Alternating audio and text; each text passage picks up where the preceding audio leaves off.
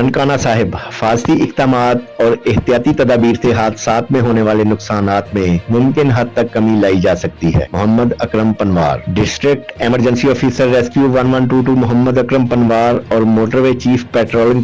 Police C P O Imran Adeel کی باہمی اشتراک سے ریسکیو 1122 ننکانہ صاحب کی جانب سے national highways and motorway patrolling police M3 کے افسران کے لیے فائر سیفٹی ورکشاپ کا اہتمام کیا گیا، جس کی قیادت ڈسٹرکٹ ایمرجنسی آفیسر محمد اکرم پنوار نے کی۔ ورکشاپ میں ڈی ایس پی حماد ناصر اور ایس